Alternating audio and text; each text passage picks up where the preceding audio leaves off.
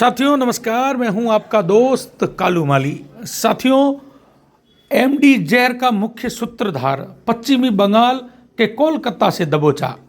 ANTF और ATS की संयुक्त कार्रवाई ऑपरेशन चलाकर 1 लाख रुपए का इनामी 5 राज्यों का अपराधी, राजस्थान का टॉप 10 फरार अपराधी, राजस्थान में एमडी के काले कारोबार और जहर फैलाने वाला सरगना मुख्य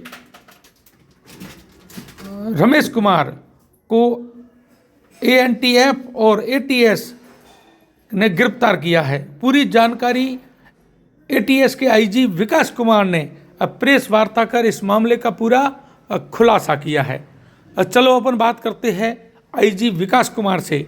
धन्यवाद। जय हिंद, जय भारत। एक लंबे समय से राजस्थान में, विशेषकर पश्चिमी राजस्थान में एक नशा, एक जहर, सिंथेटिक ड्रग एमडी का काला कुत्सित कारोबार बड़े पैमाने पर चल रहा था और पूरी युवा पीढ़ी के भविष्य को अंधकार के गर्त में धकेलना, उनके जीवन के साथ खिलवाड़ करने का यह घिनौना कार्य बड़े पैमाने पर और लंबे समय तक चलता रहा। गठन के बाद एएनटीएफ ने इस तरह के सारे बड़े षड्यंत्रकर्ताओं पे, बड़े संगठनकर्ताओं पे, इन नशे की दुनिया के बेताज बादशाहों पर कि उनकी गिरबान पर हाथ डालना शुरू किया और उसी की एक बहुत महत्वपूर्ण, एक सुदृढ़ कड़ी के रूप में ऑपरेशन विषाणु बाहु चलाकर पूरे राजस्थान में एमडी के धंधे का सबसे बड़ा मुख्य सूत्रधार स्वयंभू सरगना रमेश उर्फ रामलाल उर्फ अनिल पुत्र सोहनलाल निवासी धोरीमन्ना बाड़मेर को बड़े नाटकीय अंदाज में, एक फिल्मी तरीके से चले बड़े विशद अभियान के बाद, एक लंबे समय की मशक्कत के बाद पश्चिम बंगाल के कोलकाता में न्यू टाउन इलाके में उसके ठिकाने से हावड़ा पुलिस के सहयोग से गिरफ्तार करने में एक बड़ी सफलता अर्जित की है।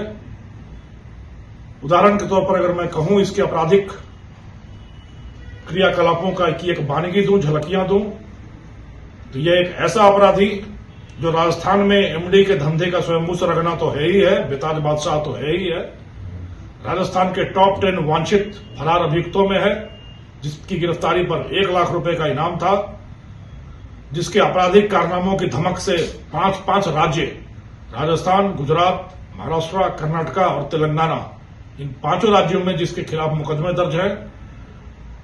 31 वर्ष की उम्र में करीब 3 दर्जन, उम्र से ज्यादा 3 दर्जन मुकदमों में शामिल रहा।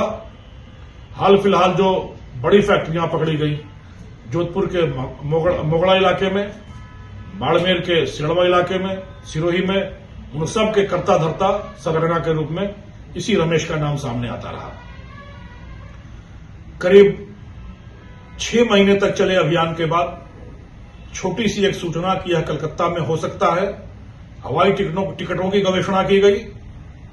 कभी एएनटीएफ की टीमें काम की तलाश में राजस्थान से आने वाले मजदूर के रूप में रही, कभी गंगा सागर तीर्थ स्थान तक जाने वाले धर्मालु श्रद्धालु के रूप में ट्रेवल एजेंट से संपर्क किया और उसके माध्यम से इसके ठिकाने तक पहुंचकर इसको दबोचने में सफलता मिली। इस अपराधी की 31 साल की उम्र में 3 दर्जन प्रकरण अभी तक पता चल चुके हैं। करोड़ों की संपत्ति इसने एमडी के काले कारोबार से कमाई। एक ही टकसाल में, एक ही सांचे में ढलकर ये सारे कुख्यात तस्कर, कुख्यात सरगना बनते हैं। उसी तरीके से यह रमेश भी 12वीं की पढ़ाई में फेल होकर आवारागर्दी करता हुआ पहले इसने शौक के लिए गाड़ियां चुरानी शुरू की, फिर उन गाड़ियों की चोरी से रोजगार खोजा और शराब तस्करों को गाड़ियां देनी शुरू की, फिर खुद शराब तस्करी के धंधे में कूदा और फिर धीरे धीरे महाराष्ट्र जेल में जाकर एमडी के एक बड़े सरगना से संपर्क स्थापित करके धड़ाधड़ राजस्थान में एमडी की फैक्ट्रियां और उससे करोड़ों की कमाई शुरू की। शातिर इतना कि न तो अपने संपर्क सूत्रों के साथ सीधा मिलता, अलग अलग नाम रखकर, अलग अलग वेश बनाकर अलग अलग जगहों पर फरारी काटता, कोई मोबाइल, कोई सिम इस्तेमाल नहीं करता। उदाहरण के तौर पर कलकत्ता में जब यह था तो जिस फ्लैट में रह रहा था वहां यह केमिस्ट्री का टीचर और केमिकल का एक व्यापारी बनकर रह रहा था।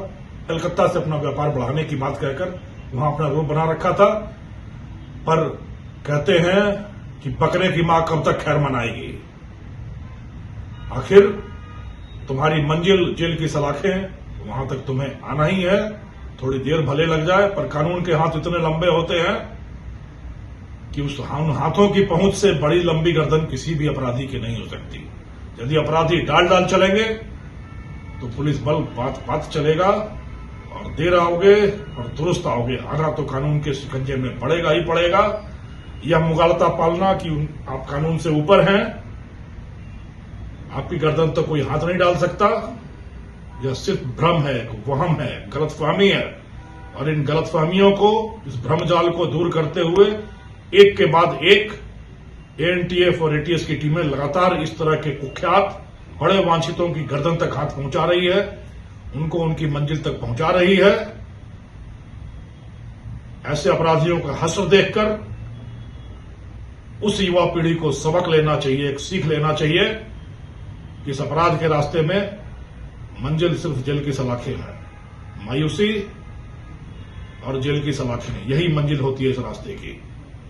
इस राजस्थान की, हमारे राज्य की यह परंपरा रही है कि हमने हमेशा अपने मेधा पर, अपनी मेहनत से, अपने परिश्रम से, अपनी संकल्प शक्ति से, अपनी लगन से, अपनी निष्ठा से हर मंजिल सीधे चलकर, त्याग देकर, बलिदान देकर, शौर्य का उदाहरण, पराक्रम का उदाहरण प्रस्तुत करके हमने हर उपलब्धि अर्जित की है।